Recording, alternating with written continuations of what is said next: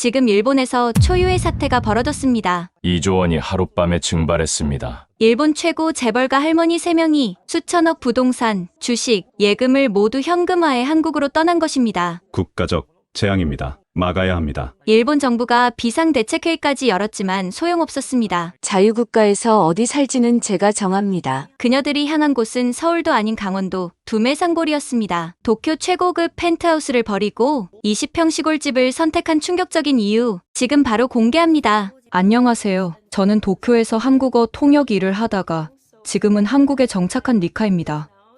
2022년 가을, 제 인생을 완전히 바꿔놓은 특별한 의뢰를 받게 되었습니다. 그날은 평소와 다르게 시작되었습니다. 도쿄 최고급 호텔인 임페리얼 호텔에서 통역을 해달라는 연락을 받았는데 의뢰인이 누구인지는 비밀이라고 했습니다. 호텔 스위트룸으로 올라가는 엘리베이터 안에서 저는 어떤 분들을 만나게 될지 궁금했습니다.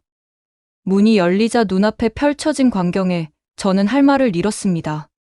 300평이 넘는 스위트룸은 명품 가방과 보석, 그리고 고가의 예술품들로 가득했습니다. 그런데 더 놀라운 것은 그곳에 앉아 계신 세 분의 할머니들이었습니다. 어서 오세요. 우리가 당신을 기다리고 있었어요. 가운데 앉아 계신 분이 우아한 미소를 지으며 말씀하셨습니다. 예순이 넘어 보이는 나이에도 기품이 넘치는 모습이었습니다. 저는 조심스럽게 인사를 드리고 자리에 앉았습니다. 제가 나나코입니다. 이쪽은 치즈루 씨, 그리고 요시에 씨예요. 세 분 모두 평범한 할머니가 아니라는 것을 한눈에 알 수 있었습니다. 입고 계신 옷부터 착용하신 보석까지 모든 것이 최고급이었습니다. 나나코 씨가 건네준 명함을 보고 저는 깜짝 놀랐습니다.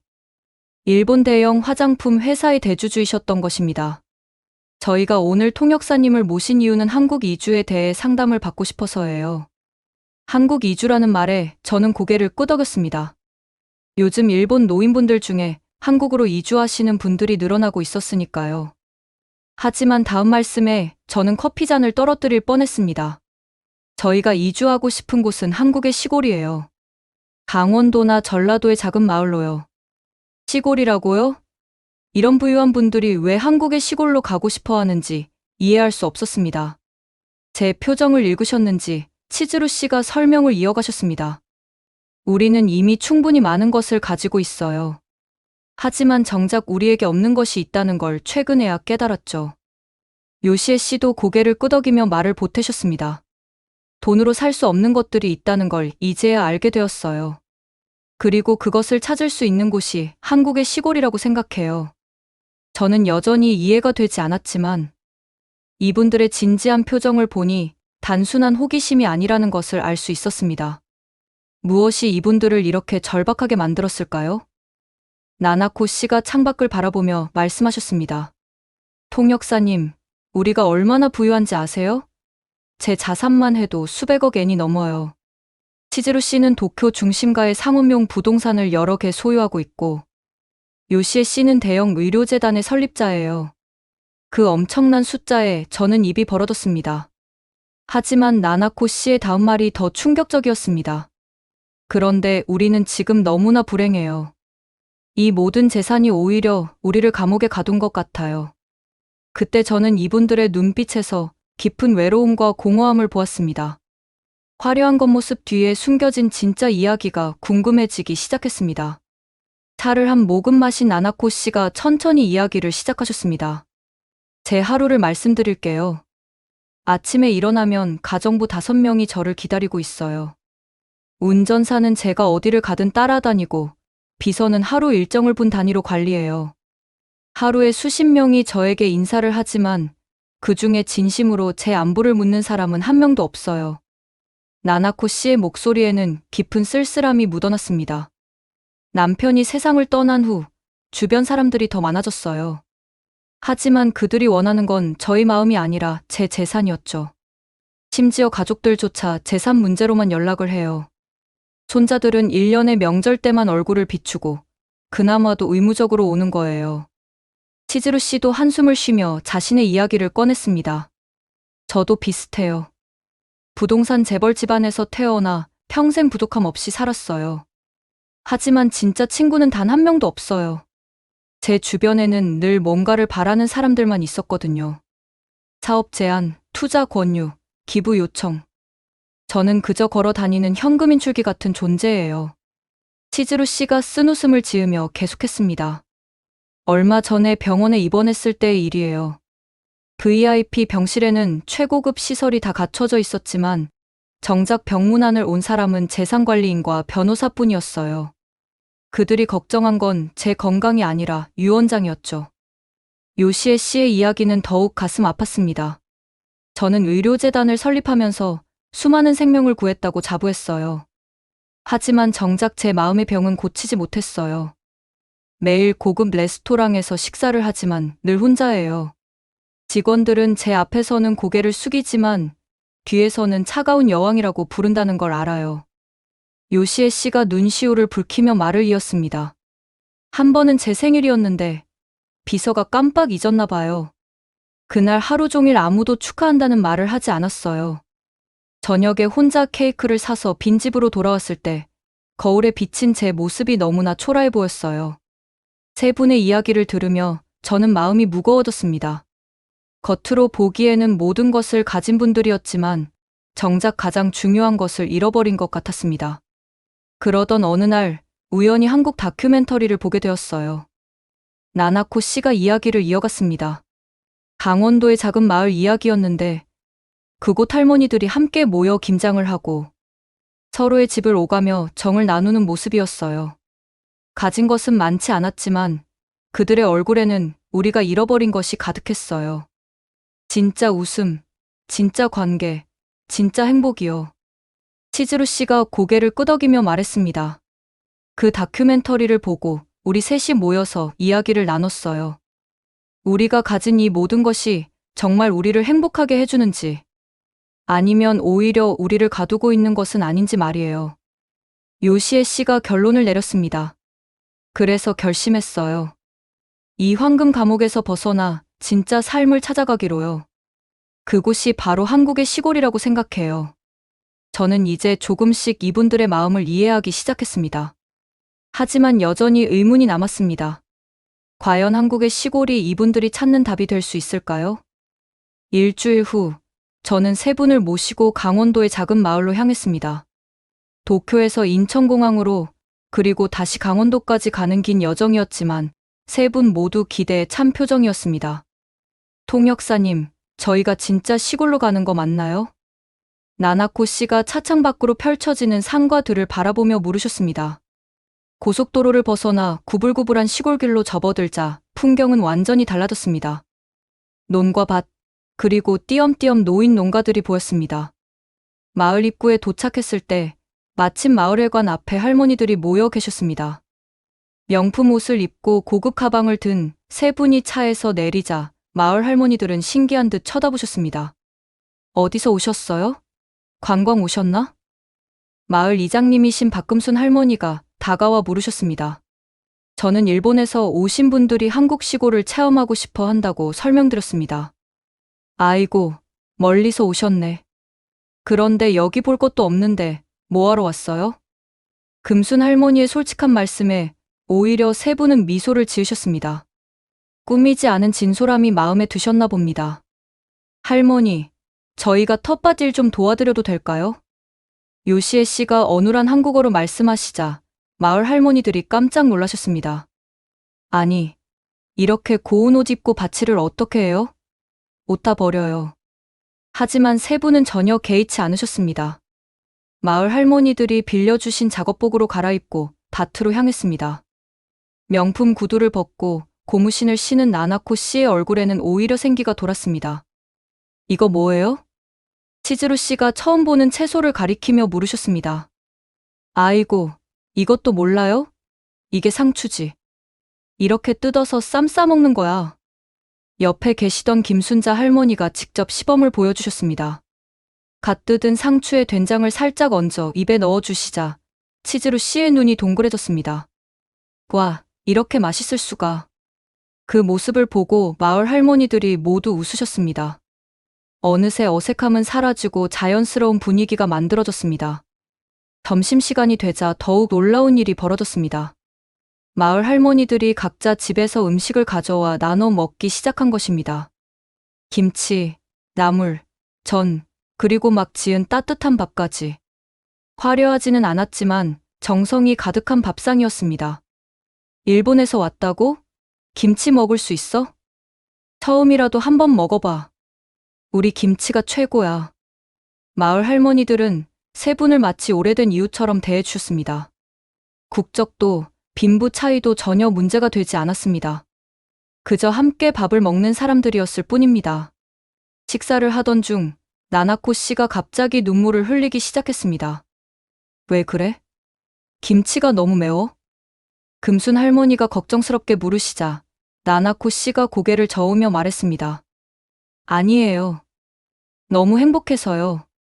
이렇게 여럿이 둘러앉아 밥을 먹은 게 얼마만인지 모르겠어요. 그 말에 요시에 씨와 치즈루 씨도 눈시울을 붉혔습니다. 도쿄의 호화로운 레스토랑에서는 느낄 수 없었던 따뜻함이 이곳에 있었습니다. 오후에는 마을 할머니들과 함께 산책을 했습니다. 작은 개울가를 따라 걸으며 이런저런 이야기를 나눴습니다. 말이 잘 통하지 않았지만 손짓 발짓으로 소통했습니다. 저기 봐, 우리 마을 자랑거리야. 순자 할머니가 가리킨 곳에는 작은 정자가 있었습니다. 별것 아닌 것 같았지만 할머니의 설명을 들으니 특별한 곳이었습니다. 마을 사람들이 십시일반 돈을 모아서 지은 거야. 여름에 여기서 다 같이 모여 수박도 먹고 막걸리도 마시고 그래. 치즈루 씨가 정자에 앉아 주변을 둘러보며 말했습니다. 이런 게 진짜 재산이네요. 함께 만들고 함께 누리는 것. 해가 저물 무렵 마을 할머니들이 세 분을 위해 작은 환송회를 열어주셨습니다. 누군가는 집에서 만든 전을 가져오고 누군가는 직접 담근 막걸리를 가져왔습니다. 또 와요. 다음에는 김장할 때 와. 김치 담그는 법 가르쳐 줄게. 그래. 우리 마을이 볼 건 없어도 사람은 좋아. 마을을 떠나는 세 분의 표정은 아침과는 완전히 달라져 있었습니다. 무언가를 찾은 듯한 확신의 참 표정이었습니다. 다음 날, 우리는 전라도의 한 마을을 방문했습니다. 이번에는 마침 마을 잔치가 열리는 날이었습니다. 동네 청년이 군대에서 전역한 것을 축하하는 잔치였습니다. 외국에서 오신 손님들이네요. 어서 오세요. 같이 축하해 주세요. 마을 이장님이 우리를 반갑게 맞아주셨습니다. 잔치는 마을회관 앞마당에서 열렸는데 온 동네 사람들이 모여 있었습니다. 우리 마을은 가족이나 다름없어요. 누구네 집 경사는 온 마을의 경사고 누구네 집 어려운 일은 다 같이 나서서 도와줘요. 이장님의 설명을 들으며 세 분은 신기한 듯 주변을 둘러보셨습니다. 할머니들은 음식을 준비하고 아저씨들은 천막을 치고 젊은 사람들은 이것저것 심부름을 하며 분주하게 움직였습니다. 저희도 뭐 도울 일 없을까요? 요시에 씨가 물으시자 음식을 준비하던 할머니들이 손짓으로 부르셨습니다. 김치 좀 썰어주실래요? 손이 모자라서. 요시에 씨는 어설픈 솜씨로 김치를 썰기 시작했습니다. 옆에서 할머니들이 이렇게 저렇게 가르쳐 주셨습니다. 아이고, 칼 조심해야 해. 이렇게 잡아야 안 다쳐. 나나코 씨와 치즈루 씨도 각자 할 일을 찾아두었습니다. 나나코 씨는 상을 나르고 치즈루 씨는 그릇을 닦았습니다. 비싼 옷이 더러워지는 것도 손에 물이 묻는 것도 전혀 신경 쓰지 않았습니다. 잔치가 시작되자 마을은 축제 분위기가 되었습니다. 전역한 청년을 위해 어르신들이 덕담을 해주고 동네 아저씨들은 노래를 불렀습니다. 일본에서 오신 할머니들도 한 곡 해주세요. 누군가의 제안에 세 분은 당황하셨지만 이내 용기를 내어 일본 동요를 부르셨습니다. 가사는 알아들을 수 없었지만 마을 사람들은 박수를 치며 호응해 주었습니다. 저녁 무렵 김장 체험 시간이 되었습니다. 마을 할머니들이 미리 절여둔 배추를 가져오셨습니다. 자, 이제 속을 넣어야 해. 이게 제일 중요해. 김정숙 할머니가 김장 비법을 전수해 주셨습니다. 세 분은 처음 해보는 일이라 서툴렀지만 진지한 태도로 배우셨습니다. 이렇게 하나요? 요시에 씨가 배추잎 사이사이에 양념을 넣으며 물었습니다. 빨간 양념이 비싼 옷에 튀었지만 전혀 개의치 않으셨습니다. 그래. 잘하네. 우리보다 나은데? 할머니들의 칭찬에 요시에 씨의 얼굴에 미소가 번졌습니다.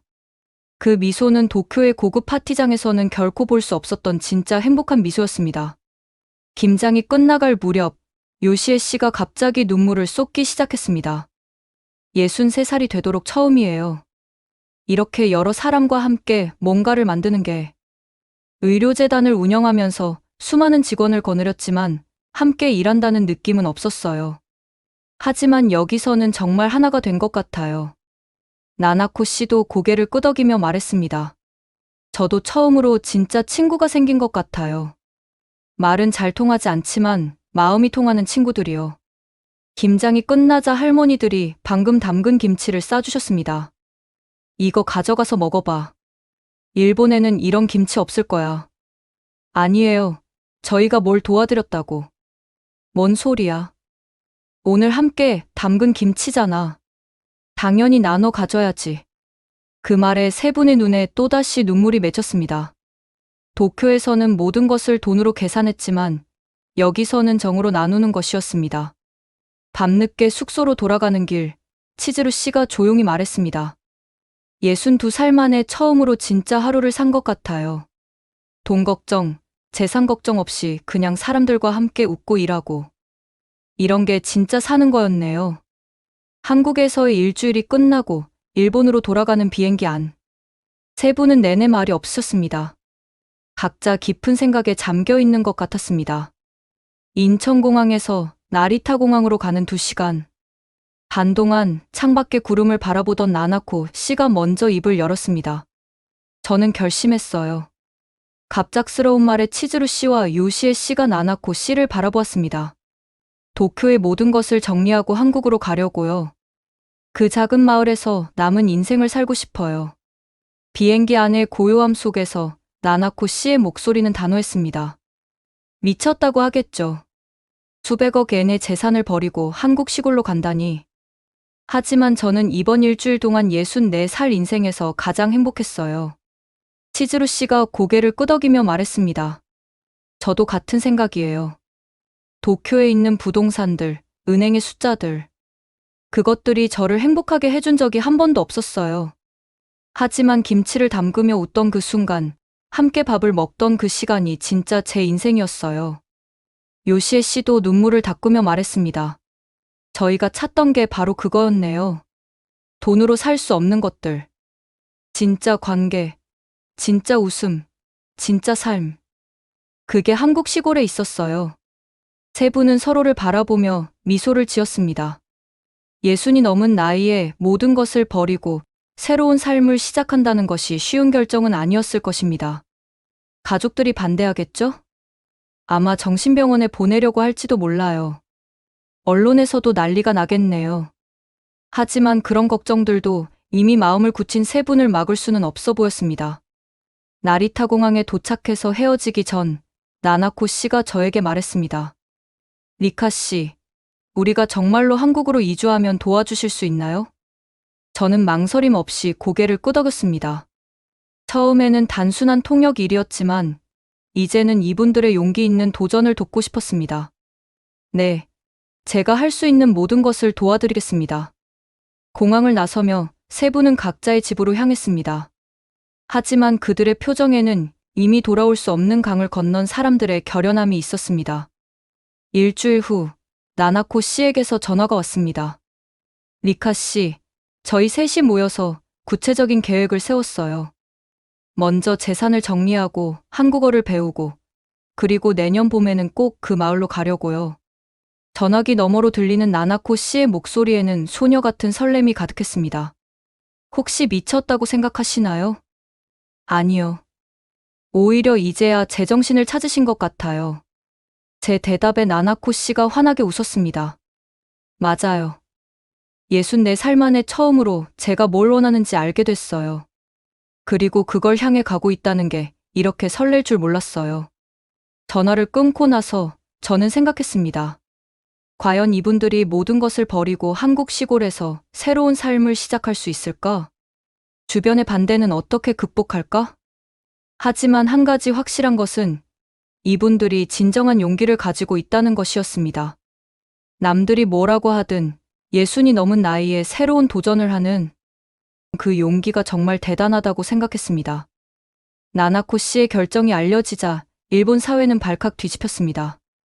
대형 화장품 회사의 대주주가 모든 지분을 매각하고 한국으로 이주한다는 소식은 순식간에 퍼져나갔습니다. 어머니, 정신이 있으신 거예요? 나나코 씨의 장남이 급히 달려왔습니다. 대기업 임원인 그는 평소 바쁘다는 핑계로 어머니를 찾아뵙지 않았지만 이번에는 달랐습니다. 수백억 엔의 재산을 다 팔아서 한국 시골로 간다니 이게 말이 됩니까? 그래, 나는 그렇게 하기로 했어. 나나코 씨의 담담한 대답에 자녀들은 경악했습니다. 며느리도 사위도 모두 나서서 말렸습니다. 어머님, 재산은 저희가 관리해 드릴게요. 한국 가고 싶으시면 별장을 사드릴 테니. 너희들이 관리하고 싶은 건 내 재산이지. 내가 아니잖니. 나나코 씨의 날카로운 지적에 가족들은 할 말을 잃었습니다. 치즈루 씨와 요시에 씨도 비슷한 상황이었습니다. 특히 치즈루 씨가 소유한 도쿄 중심가의 상업용 건물들을 매각한다고 하자 부동산 업계가 들썩였습니다. 지금 팔면 손해예요. 도쿄 부동산은 계속 오를 텐데. 부동산 관리인들이 필사적으로 말렸지만 치즈루 씨의 대답은 단호했습니다. 손해요? 나는 지금까지 이 건물들 때문에 진짜 인생을 손해봤어요. 이제라도 되찾으려고 하는 거예요. 요시에 씨는 의료재단의 설립자, 지위를 후임자에게 넘기겠다고 발표했습니다. 재단 관계자들이 충격을 받았습니다. 설립자님이 없으면 재단이 어떻게 운영됩니까? 내가 없어도 잘 운영될 거예요. 사실 나는 그동안 상징적인 존재였을 뿐이니까. 일본 언론들은 연일 이 사건을 보도했습니다. 부우 할머니들의 충격적인 선택, 한국 시골이 주는 매력은 재산, 포기하고 찾는 행복 등 다양한 제목들이 신문을 장식했습니다. 하지만 세부는 전혀 흔들리지 않았습니다. 오히려 더 빠르게 재산 정리를 진행했습니다. 나나코 씨는 도쿄 시부야의 고급 아파트를 매물로 내놨습니다. 200평이 넘는 그 집은 도쿄 전경이 한눈에 보이는 최고의 집이었습니다. 이 집에서 10년을 살았지만 단 한 번도 행복하지 않았어요. 창밖의 야경은 아름다웠지만 집 안은 늘 차가웠죠. 집을 보러 온 구매자들 앞에서 나나코 씨가 말했습니다. 이 집을 사시는 분이 저보다는 행복하길 바라요. 치즈루 씨는 더 과감했습니다. 소유하고 있던 부동산을 순차적으로 매각했습니다. 그 돈으로 무엇을 할 거냐는 질문에 이렇게 답했습니다. 필요한 만큼만 남기고 나머지는 사회에 환원할 거예요. 돈이 많으면 오히려 불행해진다는 걸 이제야 알았으니까요. 실제로 치즈루 씨는 재산의 대부분을 여러 복지재단에 기부했습니다. 남은 돈은 한국에서의 소박한 생활을 위한 것이었습니다. 요시에 씨도 비슷했습니다. 의료재단 지분을 정리하고 개인 재산도 대부분 의료 봉사 단체에 기부했습니다. 돈으로 병을 고칠 수는 있지만 마음을 치료할 수는 없어요. 저는 이제 마음을 치료하러 가는 거예요. 주변의 반대는 계속되었습니다. 심지어 나나코 씨의 자녀들은 법적 대응까지 검토했습니다. 어머니가 판단력이 흐려졌다고 주장하면 재산 처분을 막을 수 있을 거예요. 변호사와 상담하는 자녀들의 모습을 본 나나코 씨는 쓸쓸하게 웃었습니다. 내가 제정신이 아니라고? 오히려 너희들이 돈에 미쳐 있는 것 아니니? 결국 정신과 검사까지 받게 된 나나코 씨. 하지만 검사 결과는 지극히 정상이었습니다. 오히려 의사는 이렇게 말했습니다. 64 세 나이에 이렇게 명확한 목표와 의지를 가지신 것이 놀랍습니다. 정신적으로 아주 건강하십니다. 법적으로 막을 방법이 없자 가족들은 마지막으로 감정에 호소했습니다. 할머니, 저희를 버리고 가시는 거예요? 손녀의 눈물에 나나코 씨도 잠시 마음이 흔들렸습니다. 하지만 이내 단호하게 말했습니다. 내가 여기 있어도 너희는 명절에나 겨우 한 번 왔잖니. 차라리 멀리 떨어져 있으면 더 자주 보러 올지도 모르겠네. 2023년 봄, 드디어 세 분이 한국에 도착했습니다. 인천공항에 마중 나간 저는 그들의 달라진 모습에 놀랐습니다. 명품 대신 편안한 옷차림, 거대한 트렁크 대신 작은 가방 하나씩만 들고 계셨습니다. 필요한 것만 가져왔어요. 새로운 삶에는 새로운 시작이 필요하니까요. 나나코 씨의 말씀대로였습니다. 그들은 정말 모든 것을 뒤로하고 왔습니다. 강원도의 그 작은 마을에 도착했을 때 마을 사람들이 모두 나와 있었습니다. 일본 할머니들이 정말로 이사 온다는 소식에 모두들 신기해하면서도 반가워했습니다. 정말 왔네? 농담인 줄 알았는데. 금순 할머니가 놀라며 맞아주셨습니다. 세 분이 살집은 마을에서 조금 떨어진 곳에 있는 작은 한옥이었습니다. 도쿄의 호화 주택에 비하면 초라하기 그지없었지만 세 분의 얼굴에는 미소가 가득했습니다. 이 정도면 충분해요. 아니, 오히려 넘쳐요.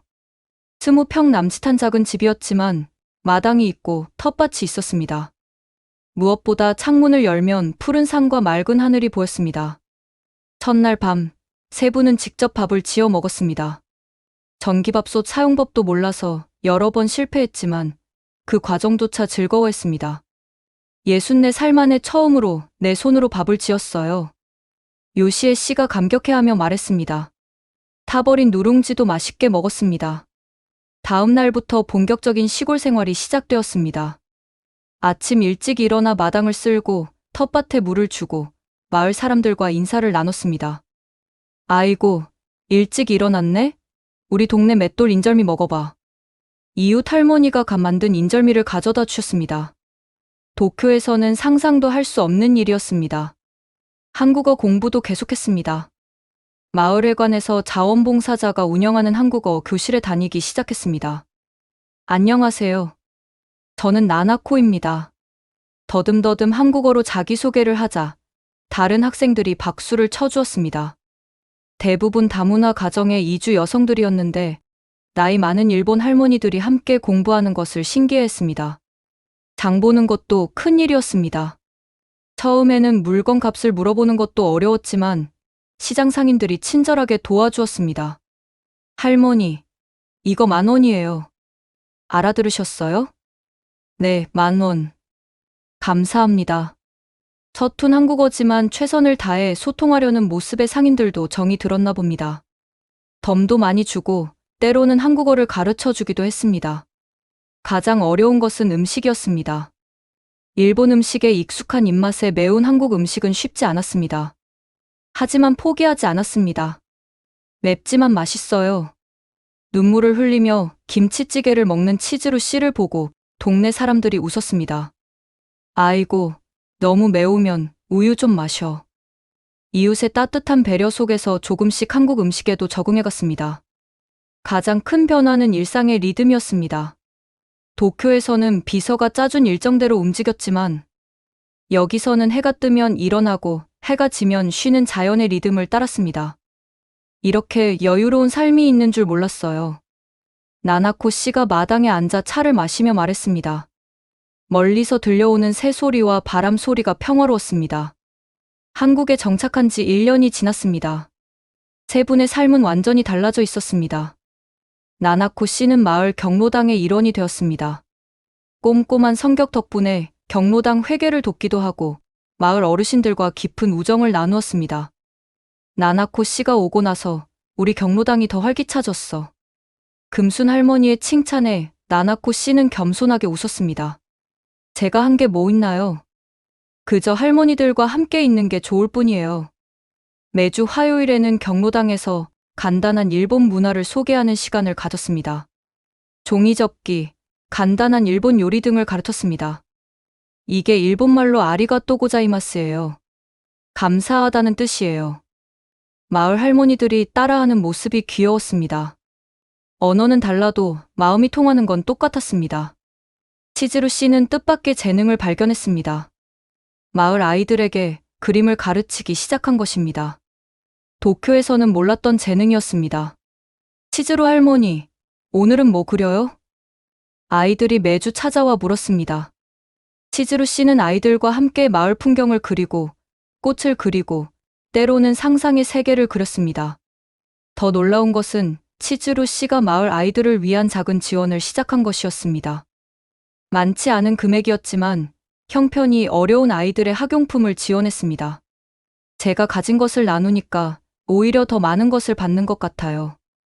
아이들의 웃음이 제일 큰 보상이에요. 요시에 씨는 자신의 경험을 활용해 마을 어르신들의 건강 상담을 도왔습니다. 전문 의료인은 아니었지만 오랜 의료재단 운영 경험으로 기본적인 건강관리 조언을 해드렸습니다. 혈압약은 꼭 시간 맞춰 드셔야 해요. 무릎이 아프시면 이런 스트레칭을 해보세요. 작은 조언들이었지만 마을 어르신들에게는 큰 도움이 되었습니다. 특히 병원 가기 어려운 어르신들을 위해 직접 차를 운전해 병원에 모셔다 드리기도 했습니다. 세 분의 변화는 겉모습에서도 나타났습니다. 도쿄에서의 창백하고 우울한 표정은 사라지고 햇볕에 그을린 건강한 얼굴이 되었습니다. 무엇보다 눈빛이 살아있었습니다. 요즘 너무 행복해 보여서 부러워요. 한국어 교실에서 만난 베트남 며느리가 말했습니다. 비결이 뭐예요? 저도 좀 알려주세요. 나나코 씨가 웃으며 대답했습니다. 비결이요? 그냥 함께 사는 거예요. 혼자가 아니라 함께. 어느 날, 일본에서 손님들이 찾아왔습니다. 나나코 씨의 가족들이었습니다. 처음에는 어머니를 데려가려고 왔지만 달라진 어머니의 모습을 보고 놀랐습니다. 어머니, 정말 행복해 보이세요. 장남이 인정할 수밖에 없었습니다. 작은 한옥에서 소박하게 사는 어머니가 도쿄의 고급 아파트에 있을 때보다 훨씬 생기 있어 보였으니까요. 이제야 진짜 부자가 된 것 같아. 나나코 씨가 텃밭에서 기른 채소로 만든 밥상을 차리며 말했습니다. 돈이 많다고 부자가 아니야. 나눌 사람이 있고 함께할 사람이 있을 때 진짜 부자가 되는 거야. 가족들은 며칠 동안 머물면서 어머니의 새로운 삶을 지켜보았습니다. 그리고 떠날 때는 이렇게 말했습니다. 어머니, 이제 이해해요. 정말 좋은 선택을 하신 것 같아요. 손녀는 울면서 약속했습니다. 할머니, 자주 올게요. 여기 정말 좋아요. 세 분의 이야기가 일본 언론에 다시 소개되었습니다. 하지만 이번에는 논조가 완전히 달랐습니다. 재산을 버리고 찾은 진짜 행복. 한국 시골에서 제2의 인생을 시작한 부호 할머니들, 돈보다 소중한 것을 찾아서. 긍정적인 기사들이 나가자 일본 사회에 작은 파문이 일었습니다. 특히 비슷한 처지의 부유한 노인들 사이에서 큰 관심을 끌었습니다. 나나코 씨에게 문의 전화가 빗발쳤습니다. 저도 그곳에 가면 행복해질 수 있을까요? 어떻게 그런 용기를 내셨나요? 정말 후회하지 않으세요? 나나코 씨는 정성껏 답변했습니다. 용기를 내세요. 인생은 한 번뿐이에요. 돈은 무덤까지 가져갈 수 없지만 행복한 기억은 영원히 남아요. 실제로 나나코 씨를 찾아 한국 마을을 방문하는 일본인들이 늘어났습니다. 대부분 부유한 노인들이었는데 세 분의 소박하지만 행복한 삶을 보고 큰 충격을 받았습니다. 이게 정말 가능한 일이군요. 도쿄에서 대기업을 운영하던 한 할아버지가 감탄했습니다. 저도 은퇴하면 이런 삶을 살고 싶어요. 몇 달 후 놀라운 일이 벌어졌습니다. 나나코 씨를 찾아왔던 일본인 중 한 가족이 실제로 이주를 결정한 것입니다. 도쿄에서 작은 병원을 운영하던 의사 부부였습니다. 60 가까운 나이였지만 새로운 도전을 선택했습니다. 나나코 씨를 보고 결심했어요. 남은 인생은 돈이 아니라 사람과 함께 살고 싶어요. 마을에 일본인이 늘어나자 자연스럽게 한일 문화 교류도 활발해졌습니다. 매월 한 번씩 한일 문화 교류의 날을 만들어 서로의 음식을 나누고 노래를 부르고 이야기를 나누었습니다. 국경이 뭐 대수야. 우리는 다 똑같은 사람이야. 금순 할머니의 말씀처럼 마을에서는 국적이 중요하지 않았습니다. 그저 함께 사는 이웃일 뿐이었습니다. 더 놀라운 것은 마을에 변화가 생기기 시작한 것이었습니다. 외부 사람들의 관심이 늘어나면서 마을이 활기를 띠었고 젊은 사람들도 관심을 갖기 시작했습니다. 우리 마을이 유명해졌어. 이장님이 자랑스럽게 말했습니다. 실제로 이 작은 시골 마을이 한일 교류의 모범 사례로 언론에 소개되기도 했습니다. 나나코 씨는 이런 변화를 보며 깊은 감동을 받았습니다. 제 작은 선택이 이런 큰 변화를 만들 줄은 몰랐어요. 저는 그저 행복해지고 싶었을 뿐인데 다른 사람들에게도 희망을 준 것 같아 기뻐요. 지자체에서도 관심을 보였습니다. 인구 감소로 어려움을 겪는 시골 마을이 새로운 활력을 찾은 좋은 사례였기 때문입니다. 이런 사례가 늘어났으면 좋겠습니다. 진정한 다문화 공생의 모델이 될 수 있을 것 같아요. 관계자의 말처럼 이 작은 마을은 어느새 희망의 상징이 되어 있었습니다. 벌써 2년이 지났습니다. 저는 지금도 가끔 그 마을을 방문합니다. 통역사로 시작했던 인연이 이제는 깊은 우정이 되었기 때문입니다. 지난주에 방문했을 때 나나코 씨는 마당에서 동네 할머니들과 장기를 두고 계셨습니다. 한국 장기를 배워서 이제는 꽤 실력이 늘었다고 하셨습니다. 리카 씨, 잘 왔어요.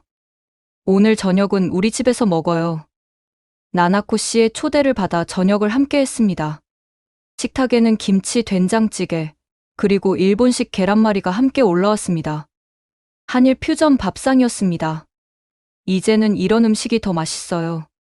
두 나라의 맛이 합쳐진 거죠. 치즈루 씨가 웃으며 말했습니다. 그녀는 요즘 마을 아이들의 그림을 모아서 작은 전시회를 준비하고 있다고 했습니다. 아이들의 그림을 통해 이 마을의 아름다움을 더 많은 사람들에게 알리고 싶어요. 요시에 씨는 최근에 마을 보건소와 협력해서 어르신 건강 교실을 시작했습니다. 기본적인 건강관리법을 알려드리는 프로그램이었습니다. 한국과 일본의 좋은 점을 합치면 더 좋은 것이 나올 수 있어요. 제가 그 다리 역할을 하고 싶어요. 저녁 식사를 하면서 세 분에게 물었습니다. 정말 한 번도 후회하신 적 없으세요? 세 분은 서로를 바라보며 미소를 지었습니다. 후회요? 오히려 더 일찍 오지 못한 게 후회돼요. 나나코 씨가 먼저 대답했습니다. 도쿄에 있었다면 지금쯤 혼자 큰 집에서 텔레비전이나 보고 있었겠죠. 하지만 여기서는 매일이 새롭고 즐거워요. 치즈루 씨도 고개를 끄덕였습니다. 돈이 많았을 때는 늘 불안했어요. 누가 내 돈을 노리는지, 어떻게 지켜야 하는지. 하지만 지금은 그런 걱정이 없어요. 대신 내일은 아이들과 뭘 그릴까, 어떤 이야기를 들려줄까 하는 행복한 고민만 있죠. 요시에 씨의 말이 가장 인상적이었습니다. 우리는 재산을 버린 게 아니에요. 가짜를 버리고 진짜를 찾은 거예요. 숫자로만 존재하던 재산 대신 진짜 관계를, 진짜 행복을 찾은 거죠. 그날 밤, 마을 전체가 참여하는 작은 축제가 열렸습니다. 누군가의 생일도 특별한 기념일도 아니었습니다. 그저 함께 모여 즐기는 것이었습니다. 일본 할머니들은 유카타를 입고 나왔고 한국 할머니들은 한복을 입었습니다. 함께 노래하고 춤추는 모습이 정말 아름다웠습니다. 이게 진짜 부자야. 금순 할머니가 행복한 표정으로 말했습니다. 돈이 많은 게 부자가 아니라 이렇게 함께 웃을 수 있는 사람이 많은 게 진짜 부자지. 축제가 끝나갈 무렵 나나코 씨가 마이크를 잡았습니다. 이제는 한국어로 간단한 인사말 정도는 할 수 있게 되었습니다. 여러분, 저희를 받아주셔서 정말 감사합니다. 저희는 여기서 돈으로 살 수 없는 것을 얻었어요. 그것은 바로 여러분의 따뜻한 마음이에요. 마을 사람들이 박수를 쳤습니다. 언제부터인가 그들은 더 이상 외국인이 아니었습니다. 그저 함께 사는 이웃이었습니다. 저는 그 광경을 보며 생각했습니다. 진정한 부는 무엇일까? 행복은 어디에서 오는 것일까? 세 분의 이야기는 우리에게 중요한 메시지를 전합니다. 나이가 많다고, 환경이 다르다고, 새로운 도전을 포기할 필요는 없다는 것. 그리고 진정한 부는 은행 계좌의 숫자가 아니라 함께 나눌 수 있는 사람들과의 관계에서 온다는 것. 한국은 이들에게 단순히 이주할 나라가 아니었습니다. 잃어버린 인간성을 되찾을 수 있는 곳, 진정한 공동체의 가치가 살아있는 곳이었습니다. 이제 이 작은 마을은 한일 양국에 희망의 메시지를 전하고 있습니다. 서로 다른 문화와 언어를 가진 사람들도 마음을 열면 하나가 될 수 있다는 것. 그리고 그 안에서 모두가 행복해질 수 있다는 것. 나나코 씨, 치즈루 씨, 요시에 씨. 이 세 분의 용기 있는 선택이 만든 변화는 지금도 계속되고 있습니다. 그리고 앞으로도 더 많은 사람들에게 영감을 줄 것이라 믿습니다. 돈이 전부가 아니라는 것을, 나이는 숫자에 불과하다는 것을, 그리고 진정한 행복은 함께 나누는 삶에서 온다는 것을 이들은 몸소 보여주었습니다. 이것이 바로 한국이 가진 진짜 가치이고 우리가 지켜나가야 할 소중한 문화입니다. 지금까지 수백억 재산을 버리고 한국 시골로 이주한 일본 재벌 할머니들의 감동 실화를 들어보셨습니다. 돈보다 소중한 것을 찾아 나선 이들의 용기가 여러분에게도 작은 울림이 되었기를 바랍니다. 진정한 부자의 의미를 다시 생각해보게 하는 이 이야기가 마음에 드셨다면 좋아요와 구독 부탁드립니다. 특히 한국의 정문화와 공동체 정신이 세계의 희망이 될 수 있다는 이 메시지를 널리 알리기 위해 이 영상을 공유해주세요. 지금까지 감동 편지함이었습니다. 감사합니다.